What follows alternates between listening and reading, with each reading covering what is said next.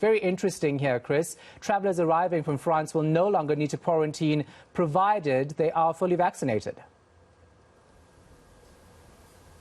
Well, yeah, it is interesting. You remember, if you cast your mind back to the end of last month, France was left off of that list of fully vaccinated people that would be able to travel to the UK without quarantine. Remember, the UK government said that anyone who had been fully vaccinated in the EU with an EMA-approved COVID-19 vaccine could travel without quarantine on arrival in the UK. France was left off of that list because of the persistent presence of the beta variants, the government says, but that has now changed, and those who are fully vaccinated can travel to the UK with only testing and not quarantine. But there's also other changes to the travel list as well. As you mentioned there, India has moved off of the red list to the amber list. That means that they could travel, people from there could travel with 10 days quarantine. But it's also bad news for those who have travelled from the UK to Mexico. Mexico has been moved from the amber to the red list. That means that anyone there on Sunday after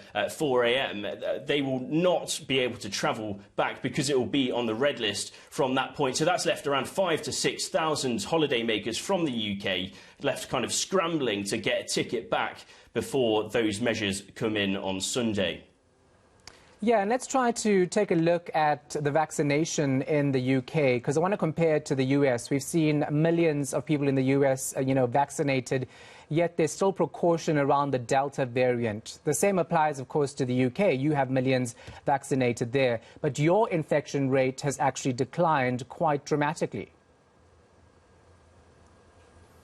Yeah, that's right. The government has really been kind of hailing the success of the coronavirus vaccine rollout in the UK. Around about 39 million people here have received both doses of a coronavirus vaccine. And now the UK government is kind of pushing young people to get vaccinated as well and really take up that offer of a vaccine. In fact, they're really pushing in nightclubs and music venues, telling young people that they really should get vaccinated. If not, they'll miss out on good times. And what they mean by that is that COVID passports or COVID passes will come into play from September. That means that if a person is not fully vaccinated, they will not be kind of granted entry into that venue. And also, we heard earlier in the week that those 16 to 17-year-olds in the UK, the JCVI, the Joint Committee on Vaccines and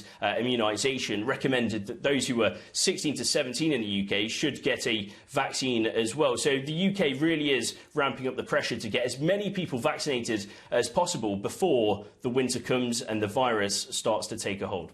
Yeah, and of course, vaccination is key when it comes to travel into the UK, right? Let's go back to that, because many South Africans will be wondering where we stand in terms of visiting.